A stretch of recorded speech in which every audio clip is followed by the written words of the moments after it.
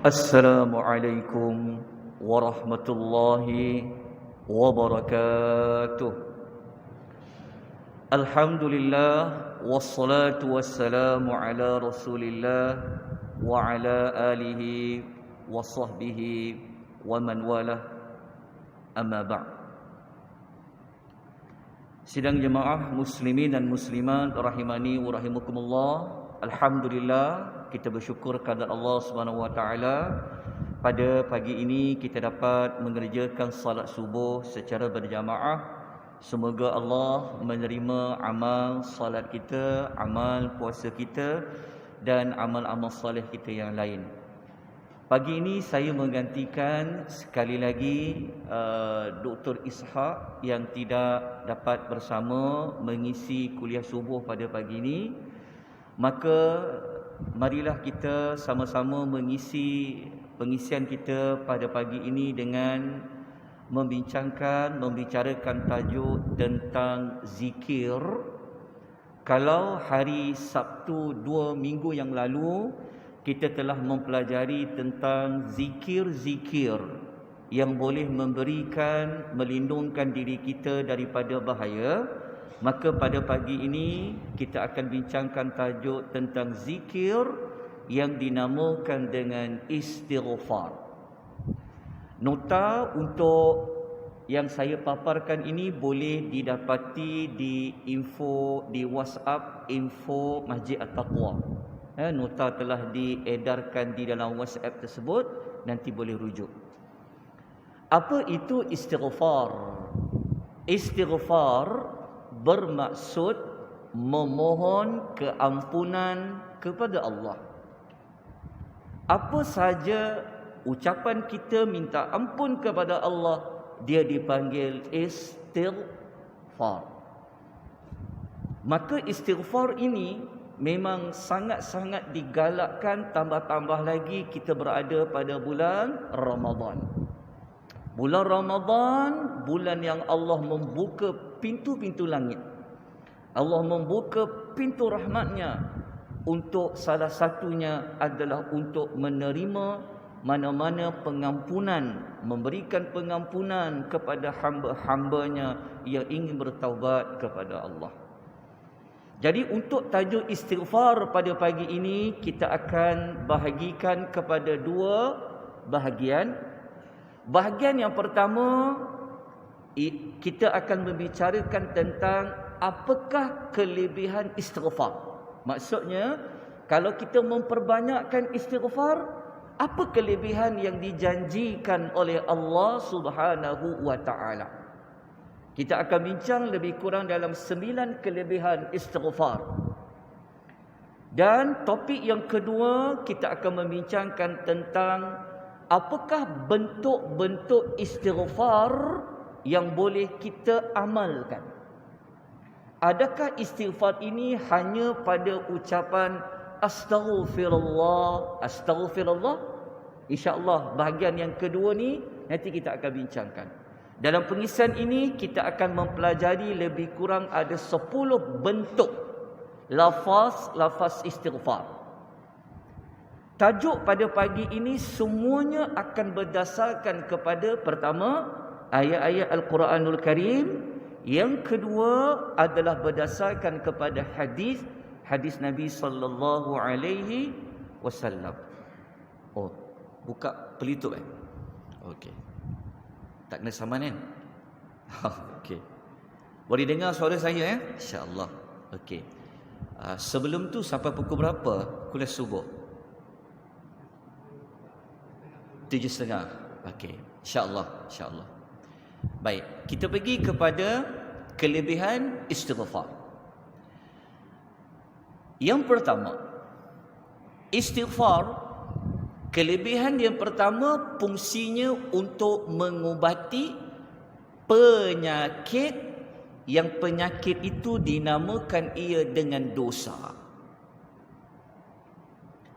Siapa yang kata dosa itu adalah penyakit? Saya nukilkan satu hadis Nabi sallallahu alaihi wasallam riwayat Al-Imam Al-Baihaqi. Walaupun ada di kalangan ulama hadis mengatakan hadis ini dia lemah, tetapi kita mengguna pendapat para ulama mengatakan dalam bab kelebihan-kelebihan amal diharuskan kita menggunakan hadis yang lemah. Yang mana diriwayatkan dari Nabi sallallahu alaihi wasallam. Nabi kata kepada para sahabat, "Kamu nak tak?" Kata Nabi sallallahu alaihi wasallam, "Aku tunjukkan apa penyakit kamu dan apa ubat bagi penyakit tu." Kemudian Nabi menerangkan, Nabi kata inna da'akumudz dzunub. Nabi kata penyakit kamu sebenarnya adalah dosa. Wa dawa'akumul istighfar. Manakala ubat bagi penyakit itu adalah istighfar. Tuan-tuan, kalau kita sakit jantung, kalau kita mati, kita berada di alam kubur, kita berada di alam barzakh, sakit tu hilang. Betul tak? Kita kena kanser, apabila kita mati, penyakit tu akan hilang. Tetapi ada satu penyakit, kalau kita berada di alam kubur, penyakit itu tak akan hilang. Namanya adalah dosa. Bukan sekadar di alam kubur, di alam akhirat, dosa ini akan menyusahkan manusia. Makna kata dalam banyak-banyak penyakit yang kita perlu takuti adalah dosa-dosa yang kita lakukan kepada Allah Subhanahu wa taala. Tapi penyakit tu ada tak ubatnya? Jawapan dia ada ubatnya. Ubatnya kata Nabi sallallahu alaihi wasallam adalah istighfar. Ubat dia adalah kita minta kepada Allah Azza wa Jalla supaya Allah mengampunkan dosa kita. Namanya istighfar. Untuk perkara pertama ni saya nukilkan pula pendapat para sahabat, namanya Abu Dzar radhiyallahu anhu. Abu Dzar dia mengatakan, dia kata inna likulli da'in dawaan. Dia kata sesungguhnya setiap penyakit tu ada ubatnya. Dan dia kata ubat bagi segala dosa itu adalah istighfar. Maka itulah kelebihan yang pertama. Kenapa kita perlu setiap hari, setiap ketika mulut kita mesti astaghfirullah, istighfar pada Allah. Kenapa? Kerana kita bimbang dosa itu akan menyebabkan kita susah berada di alam kubur. Kita susah berada di akhirat. Maka kita kena ubat dia. Maka ubat dia adalah istighfar. Itu kelebihan yang pertama. Yang kedua, istighfar ini fungsinya adalah untuk membersihkan hati yang kotor. Macam mana hati boleh kotor? Kenapa nak kena bersihkan hati? Hati ni tuan-tuan, ni seketul daging yang duduk di dalam dada ni, inilah yang paling penting bagi manusia. Tuan-tuan nak dengar ayat Quran dibaca, kalau nak ada rasa, ni hati penting. Betul tak? Kalau kita nak dapat kebahagiaan, ikhlas, iman, semuanya duduk di dalam hati. Tetapi hati kita ni boleh menjadi kotor. Kotor dengan apa? Mari kita lihat apa sabda Nabi sallallahu alaihi wasallam. Sabda Nabi sallallahu alaihi wasallam, Nabi mengatakan, sesungguhnya seorang hamba, kalau dia bersalah, dia buat satu kesalahan kepada Allah, maka Allah akan titik hitam di dalam hatinya. Jadi kalau kita buat satu dosa, maka hati kita menjadi tempat Allah letak satu kotor dalam bentuk titikan di dalam hati dia. Jadi macam mana dia nak bersih kotor tadi tu dalam hati dia? Nabi kata jika dia tinggalkan dosa tu, dia beristighfar, dia bertaubat kepada Allah, maka yang hitam itu akan hilang. Hati dia akan berkilat kembali. Tetapi jika dia meneruskan melakukan dosa, maka titik hitam itu akan bertambah, menyebabkan akhirnya hatinya menjadi kotor. Apabila hati sudah hitam, bagi nasihat macam mana sekalipun tidak akan berkesan kepada dia. Apabila hati sudah gelap, mendengar nama Allah pun tidak memberi kesan apa-apa. Apabila hati sudah menjadi hitam, kita ingatkan dia tentang neraka, tak ada kesan apa pun pada dia. Kenapa? Hatinya telah menjadi gelap. Maka hati yang hitam ini perlu dikilatkan, dibersihkan. Jawapannya adalah dengan istighfar. Itu adalah kelebihan kedua hadis riwayat Al-Imam Tirmizi. Kita pergi yang ketiga. Yang ketiga dan yang keempat. Istighfar ni tuan-tuan, kita tak rugi apa pun. Bahkan bagi keuntungan kepada kita. Yang ketiga dan yang keempat dikaitkan dengan rezeki dan dikaitkan dengan memperolehi zuriat. Sebab itu apabila orang bertanya, apa tip nak murah rezeki? Tengok anak-anak kita, tengok cucu kita, tengok orang, kenapa rezeki dia susah sangat? Maka satu petua yang kita kena ajar pada dia, kita kata banyakkan istighfar. Pada zaman dulu ada 3 orang, dia jumpa Al-Hasan Al-Basri. Dia jumpa orang dulu kalau ada masalah, dia jumpa para ulama. Maka Al-Hasan Al-Basri dia bagi jawapan. 3 ni, 2 orang yang pertama isu tanah dia tidak subur. Isu yang kedua dia ada kebun, tanam tanaman tapi hasil tak ada. Dan yang ketiga dia nak sangat anak tapi tak dapat. Maka Al-Hasan Al-Basri dia kata kepada 3 lelaki ini, kamu balik, kamu banyakkan istighfar kepada Allah. Maka orang yang dengar jawapan yang diberikan oleh Al-Hasan Al-Basri itu, riwayat ni boleh jumpa dalam Tafsir Al-Qurtubi, maka para orang ramai tanya, kenapa bagi jawapan macam tu? Kenapa engkau suruh mereka istighfar? Tahu tak apa jawapan Al-Hasan Al-Basri? Dia kata, bukan aku bagi cadangan tu daripada aku, kata dia. Tetapi aku mengambil apa yang disebutkan oleh Allah. Allah yang bagi rezeki tu. Allah yang bagi zuriat tu. Dia yang katakan di dalam Al-Quran, nak dapat zuriat, nak dapat rezeki daripada istighfar. Maka mana ayat tu?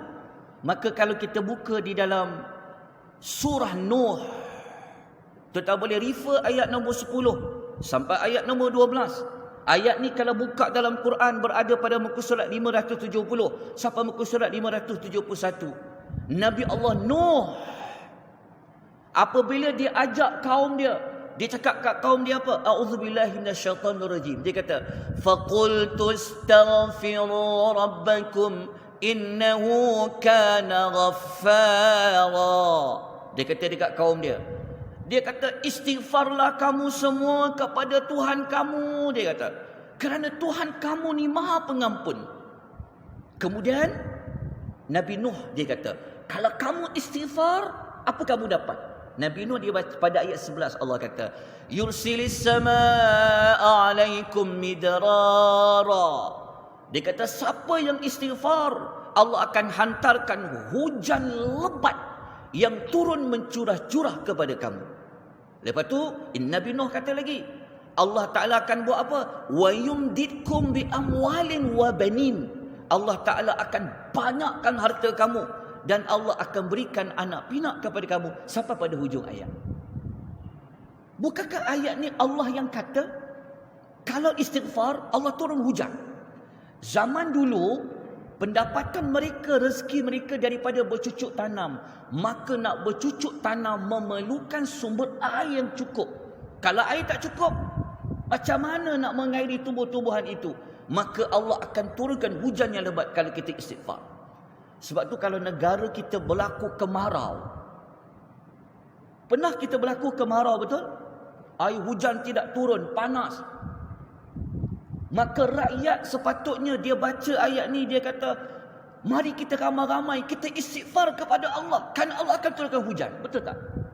Selain daripada kita usaha buat hujan tiruan, tetapi kita orang Islam. Kita ada Allah. Kita beriman dengan Allah. Maka sepatutnya seorang Islam kita kata, Quran kata apa kalau nak panggil hujan turun? Quran kata istighfar. Jadi itu adalah ayat yang merujuk kepada kelebihan ketiga dan kelebihan yang keempat. Kita pergi kepada kelebihan yang kelima. Kelebihan istighfar yang kelima boleh menghalang azab Allah daripada Allah turunkan. Moga-moga Allah Ta'ala jauhkan kita daripada azab. Macam mana kita nak halang azab Allah, bala dari Allah, untuk Allah datangkan? Jawapan ni tuan-tuan ada dalam Al-Quran. Tuan-tuan tadarus, tuan-tuan akan jumpa ayat ni. Ayat ni Allah Ta'ala sebut di dalam surah Al-Anfal. Tuan-tuan tengok pada ayat nombor 33, muka surat 180 surah Al-Anfal. Tuan-tuan akan jumpa jawapan macam mana nak elak azab Allah daripada turun. Allah Ta'ala memberitahu kepada kita semua, a'udzubillahi minasyaitanirrajim, wa ma kana Allahu liyu'adzibahum wa anta fihim.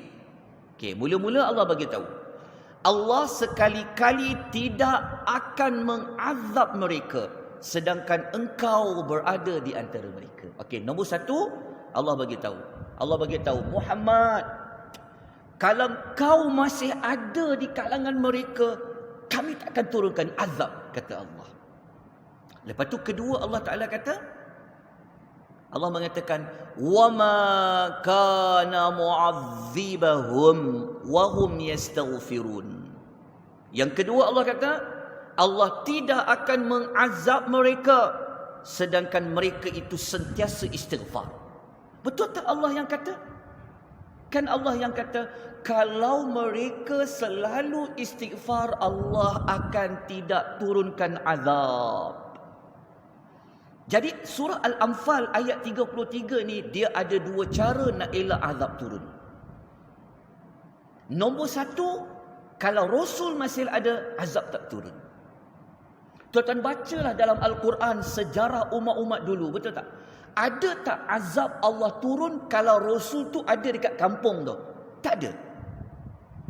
Kalau azab nak turun kepada kaum Nuh, kepada mana-mana kaum, kaum Ad, kaum Thamud, kaum Madian, Rasul itu kena keluar dari tempat tu.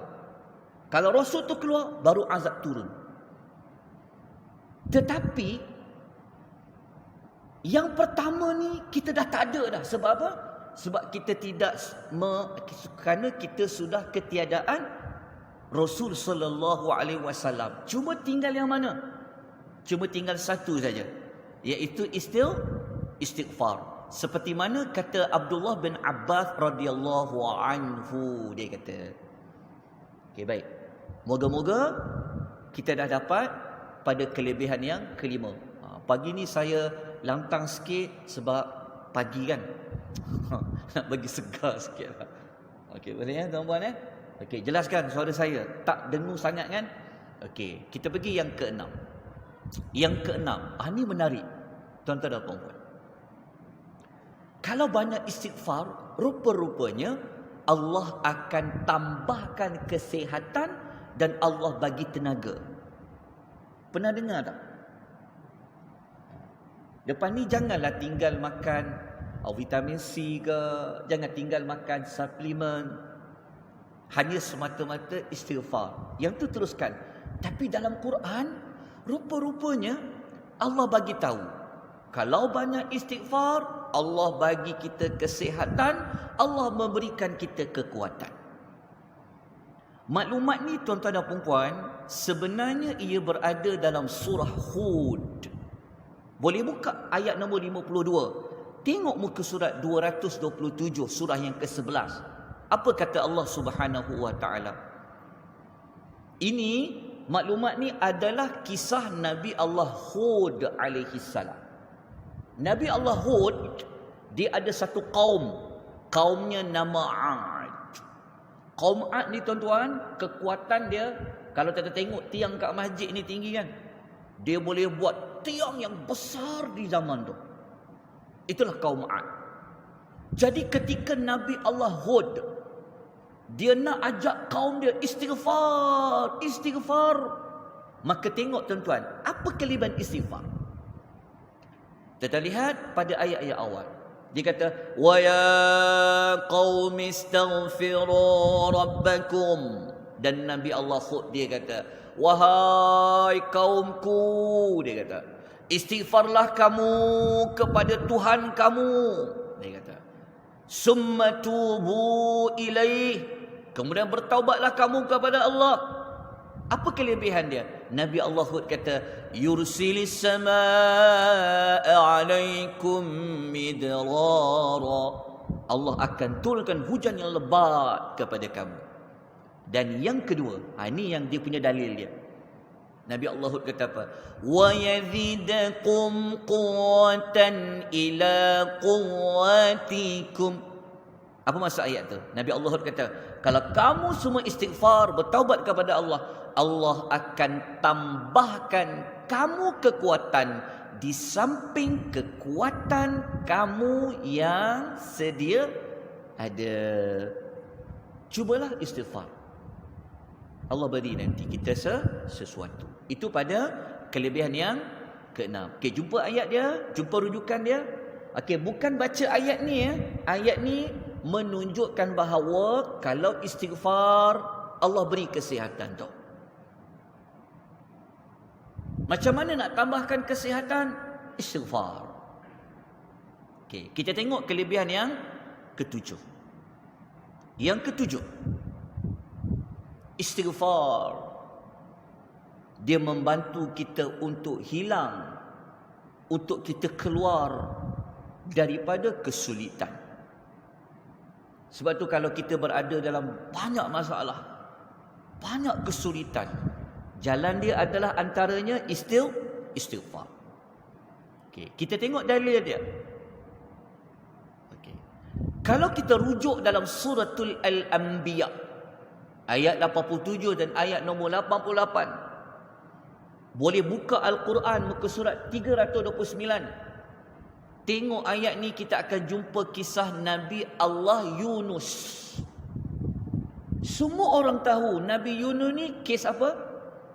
Nabi Allah Yunus kes apa kesulitan dia? Nabi Allah Yunus, kalau kita buat study kes dia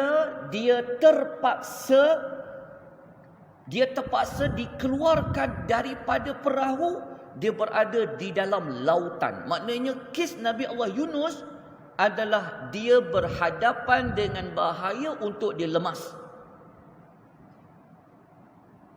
Tetapi macam mana dia keluar daripada dia lemas tu?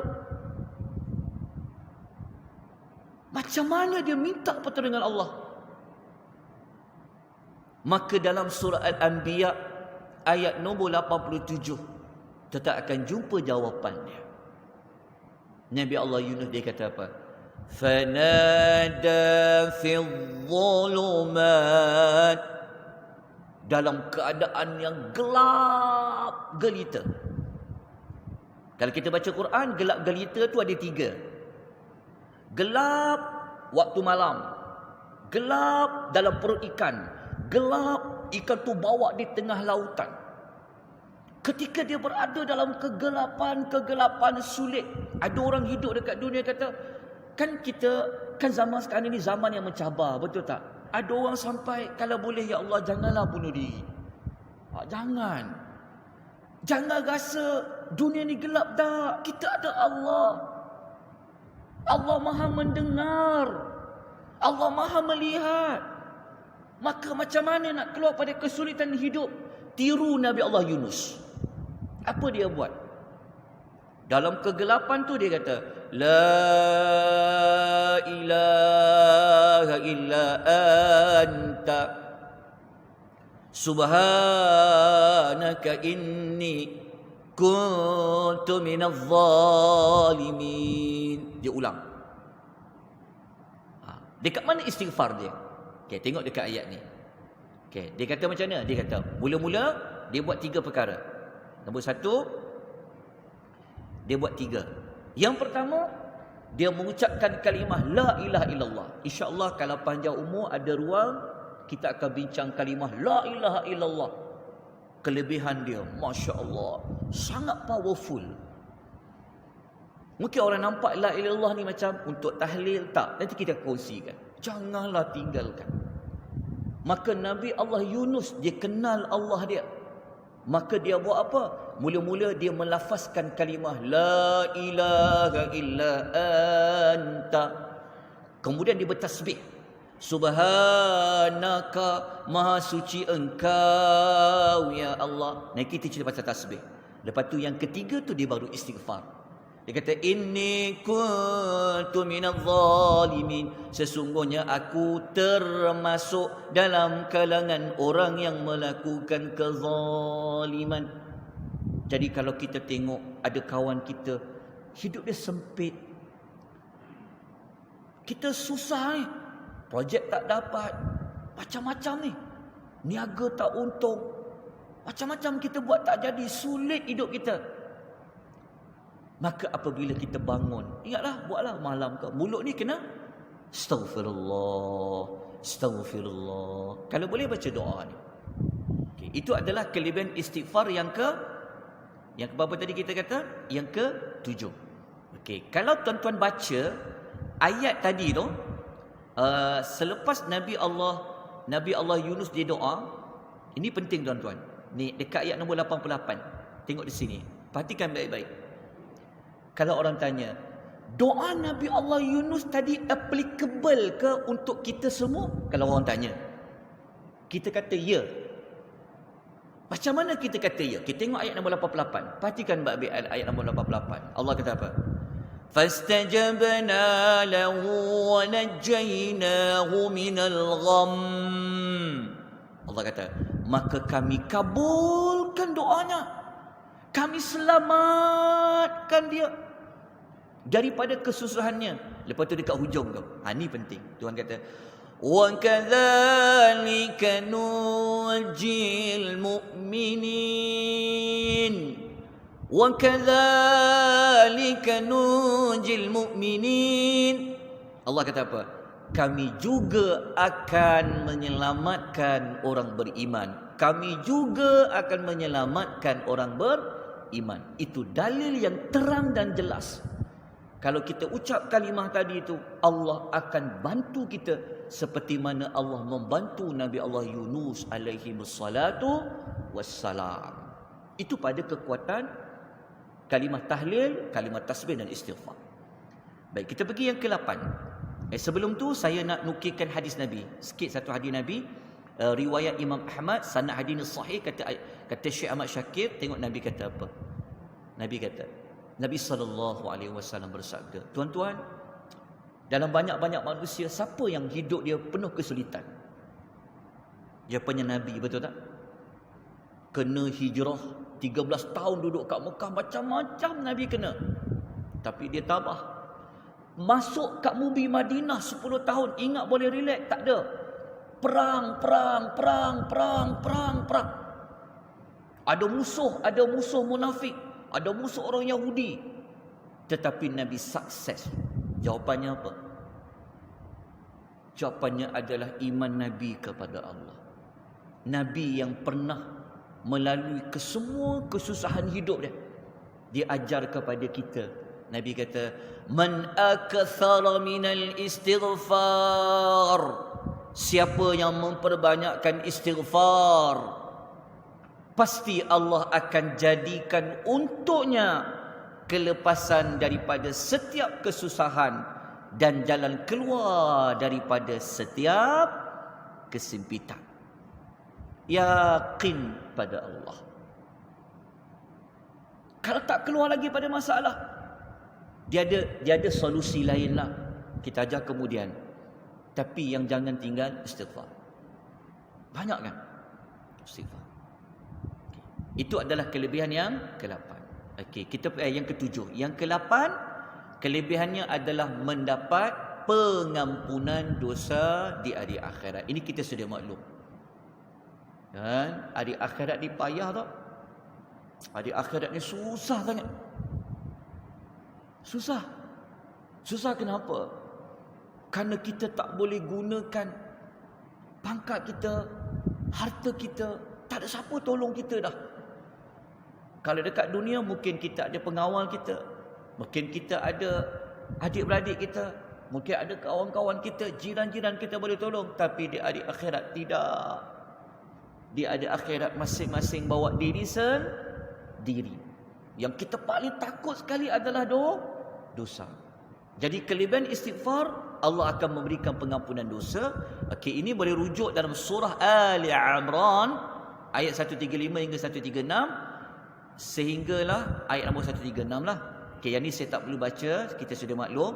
Okey, kita pergi nombor 9. Last sekali. Inilah yang kita duk cari-cari dalam hidup kita. Apa dia? Nak masuk ke dalam syurga. Orang berdosa tak masuk syurga. Kenapa kita kata tak masuk syurga? Orang yang masuk syurga, dia tak akan bawa dosa. Dosa syurga ni bukan tempat orang yang ada dosa. Jadi macam mana nak masuk syurga tu? Maka kita kena pastikan dosa itu telah dihapuskan ketika mana kita nak masukkan ke dalam syurga. Jadi caranya macam mana?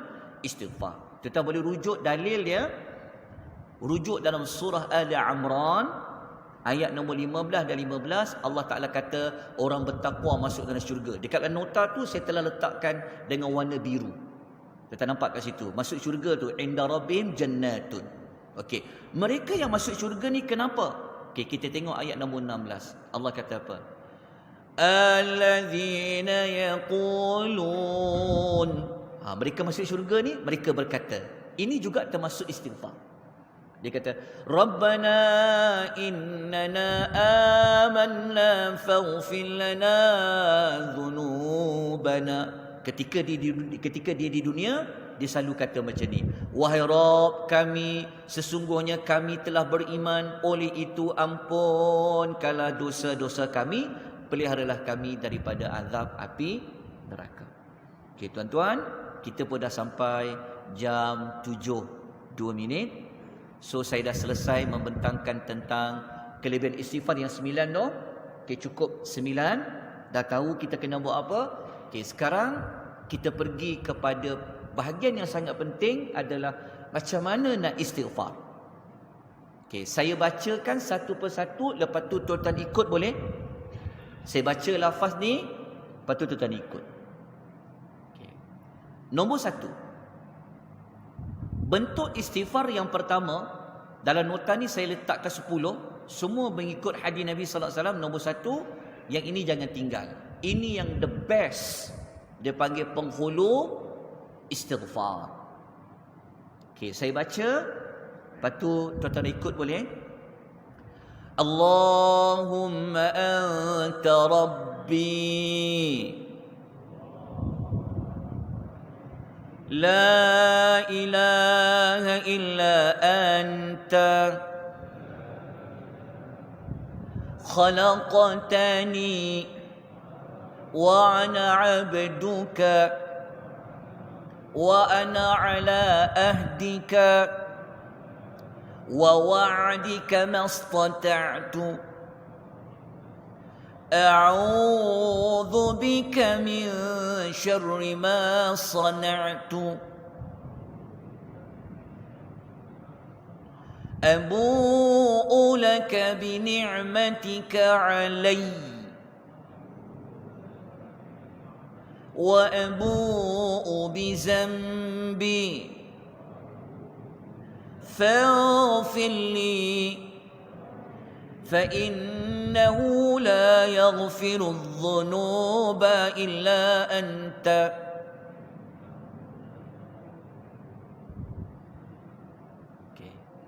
Panjang kan? Tapi ini adalah yang terbaik. Kalau orang tanya, Ustaz, saya nak istighfar macam mana? Kita kata, amalkan penghulu istighfar ni. Penghulu istighfar ni kelebihan dia di sini. Tengok hadis ni. Okay. Sabda Nabi SAW. Ni penting. Nabi kata, siapa yang ucapkan istighfar itu dengan yakin pada waktu siang, jika ditakdirkan dia meninggal dunia sebelum masuk waktu petang, tadi kita dah baca lah. Kalau Allah takdirkan petang ni kita meninggal, Allah kata, maka dia tergolong di kalangan ahli syurga. Siapa yang mengucapkannya pada waktu malam, ditakdirkan dia meninggal sebelum masuknya waktu pagi, dia tergolong di kalangan ahli syurga. Hadis riwayat Al-Bukhari. Tapi kalau boleh, tuan-tuan, kalau boleh fahamkan terjemahan dia. Okey, cuma waktu kita agak pendek, saya nanti terjemahan ni boleh bacalah. Okey, ini dipanggil penghulu istighfar. Okey, yang kedua, ikut saya baca. Lafaz yang kedua, astaghfirullah wa atubu ilaih. Ini dalam hadis Nabi. Boleh baca macam tu. Dalam istighfar ni dia ada dua rangkap. Aku minta keampunan Allah dan bertaubat kepada Allah. Dalam hadis ni Nabi kata Nabi baca lebih daripada 70 kali dalam sehari semalam. Itu lafaz kedua. Okey, lafaz yang ketiga ikut saya baca. Rabbi ghfirli wa tub alayya innaka antat tawwabur rahim. Ni Nabi pun sebut macam ni juga. Ini lafaz ketiga. Okey, lafaz ketiga ni dia adalah dalam hadis riwayat Al-Bukhari. Sahabat Nabi apabila dia tengok Nabi dalam majlis, Nabi selalu kumat kamit. Rupanya Nabi istighfar. Para sahabat kira 1, 2, 3, 4, 5. Rupanya sampai 100 Nabi baca yang istighfar tadi tu. Nabi baca apa? Rabbi ghfirli wa tub alayya innaka antat tawwabur rahim. Nabi kata, ya Tuhanku, ampunkanlah aku, terimalah taubatku, sesungguhnya engkau Maha penerima taubat lagi Maha pengampun. Okey, kita pergi kepada lafaz yang keempat. Jangan bimbang kalau tak sempat salin, sebab nota ni ada di info grup WhatsApp Masjid Taqwa.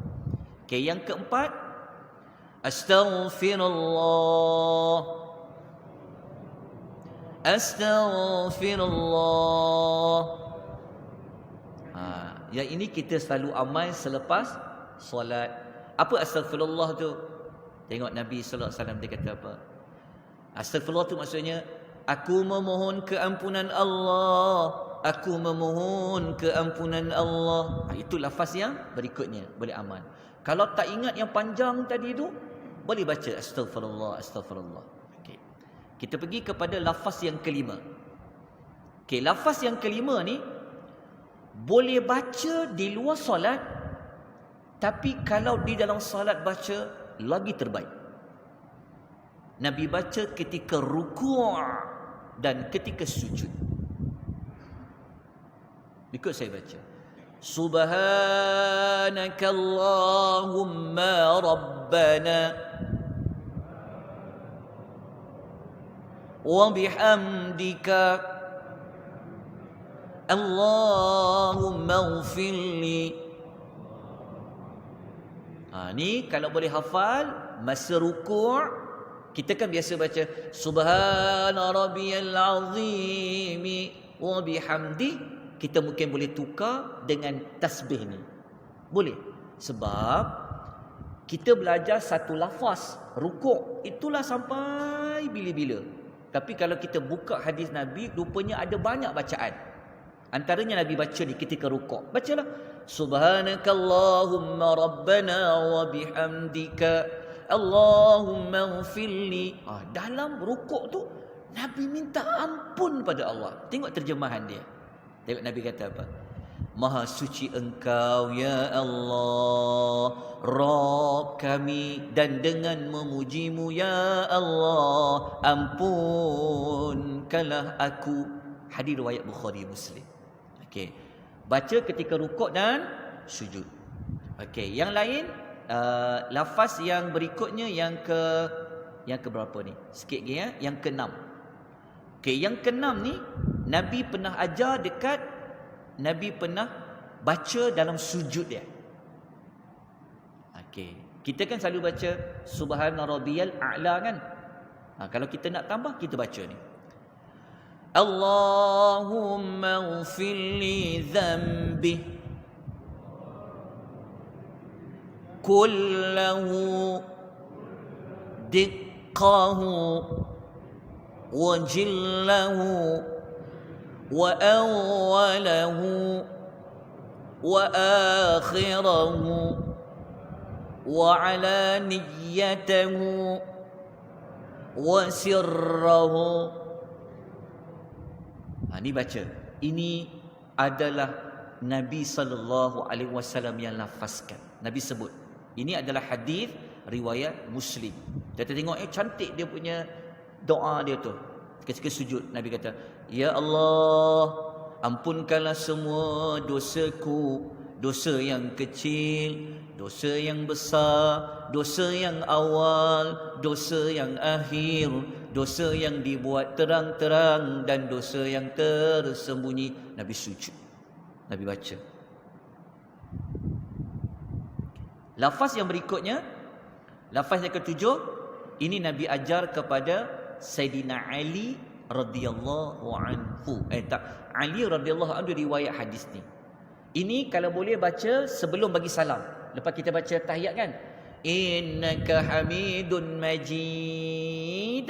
Okey, kita boleh baca 4 doa yang perlindungan tu. Yang doa minta lindung azab kubur, fitnah azab neraka, fitnah hidup dan mati tu kalau boleh jangan tinggal. Lepas tu sambung. Kalau kita sembahyang ikut imam, tak boleh lama-lama lah, kena ikut imam. Imam salam, kita kena bagi salam. Tapi kalau kita sembahyang sunat, ya Allah, tak payah nak cepat-cepat bagi salam. Kalau boleh hafal doa ni, baca. Selepas baca tahiyat akhir. Ikut saya baca. Allahumma ghfirli ma qaddamtu wa ma akhartu وما أسررت وما أعلنت وما أسرفت وما أنت أعلم به مني أنت المقدم وأنت المؤخر La ilaha illa anta.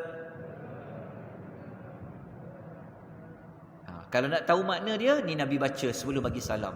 Nabi kata, ya Allah, ampunkanlah dosa-dosaku yang terdahulu, dosaku yang akan datang, dosa yang aku sembunyikan, dosa yang aku zahirkan, dan ampunkanlah aku atas apa yang aku berlebih-lebih dengannya. Dan engkau lebih mengetahui daripadaku, engkau yang mendahulukan dan engkau yang mengakhirkan, tidak ada ilah melainkan engkau. Okey, ini hadis riwayat Muslim. Okey. Lafaz yang ke-8. Ini Nabi ajar kepada Abu Bakar As-Siddiq radhiyallahu anhu. Abu Bakar tanya, doa apa yang aku nak baca ya Rasulullah kalau aku solat? Yang ini pun kalau boleh dia boleh baca bila-bila lah dalam sembahyang tu. Terutama sujud, dan kalau boleh baca sebelum bagi salam. Ikut saya baca doa Abu Bakar As-Siddiq. Allahumma inni zalamtu nafsi zulman kathira wa la yaghfiru adh-dhunub illa anta faghfir li مغفرة من عندك وارحمني إنك أنت الغفور الرحيم. Okey, ini baca, tengok pada terjemahan dia riwayat Bukhari dan Muslim. Okey, kita baca sikit lagi istighfar. Okey, kita ambil lafaz yang ke-9. Lafaz yang ke-9, okey, kita boleh baca Astaghfirullahal azim alladzi la ilaha illa hu. Okey, yang ini dia ada dua bentuk. Kalau kita baca baris atas Al-Hayyal Qayyum, ataupun boleh tukar dia baris depan Al-Hayyul Qayyum. Dua-dua boleh baca. Wa atubu ilaih. Ini juga dibaca oleh Nabi sallallahu alaihi wasallam. Nabi kata kalau ada dosa banyak buih di lautan, Allah akan Nabi kata kalau dia berdosa lari daripada perang. Perang ni dosa besar tau. Lari dari perang. Nabi kata kalau dia baca yang tadi tu, istighfar tadi, kata Nabi, Allah akan mengampunkan dosanya sekalipun dia lari daripada medan perang. Okey. Lafaz yang berikutnya yang ke-10. Ni last sekali lah, akhir sekali. Ini seperti mana riwayat Khabbab bin Al-Arad radhiyallahu anhu, dia tanya pada Nabi, macam mana nak istighfar? Okey, Nabi ajar. Okay, ikut saya baca. Allahumma ighfir lana warhamna wa tub alaina innaka antat tawwabur rahim. Ini pun termasuk istighfar. Tuan-tuan, istighfar bukan mesti bentuk ada perkataan astagfirullah. Tidak. Istighfar, apa saja ayat yang meminta keampunan, dia panggil istighfar. Okey, ni ada 10. Dan ada lagi sebenarnya. Sebab saya susun ikut waktu. Bagi banyak pun nanti kita ambil 10 dulu. Kalau yang 11 apa dia? Yang ke-11. Yang kita baca duduk antara dua apa? Dua sujud tu. Kan kita baca kan? Rabbighfirli, itu istighfar. Rabbighfirli warhamni, itu yang panjang. Kalau yang pendek dia Rabbighfirli cukup. Itu istighfar sebenarnya. Tapi kita cepat-cepat nak sujud. Sayang kan? Patutnya dalam solat ni Allah tempat yang paling baik istighfar. Rukuk istighfar, sujud istighfar, duduk antara dua sujud itu istighfar. Seperti mana hadis yang dapat saya kongsikan. Jadi alhamdulillah kita dapat belajar tentang 9 kelebihan kita beristighfar, dan kita dapat mempelajari 10 bentuk ataupun bacaan istighfar yang diajar, yang dibuat oleh Nabi sallallahu alaihi wasallam. Jadi itu saja pengisian untuk pagi ni. Dah hampir dekat 40 minit nak masuk kepada 50 minit. Jadi saya rasa cukup pengisian pada pagi ni, sebab mungkin ada yang nak sambung tadarus, mungkin ada yang i'tikaf dan sebagainya. Baik. Ada buka soalan ke apa? Tak ada kan? Okey, kita jumpa lagi insya-Allah. Panjang umur, semoga Allah memberikan kita rahmat, Allah memberikan kita hidayah, taufik untuk kita mengamalkan apa yang kita belajar. Sampaikan kepada rakan-rakan kita yang tidak hadir. Aqulu qawli hadza wa astaghfirullahal azim wa billahi taufiq wal hidayah. Wassalamualaikum warahmatullahi wabarakatuh.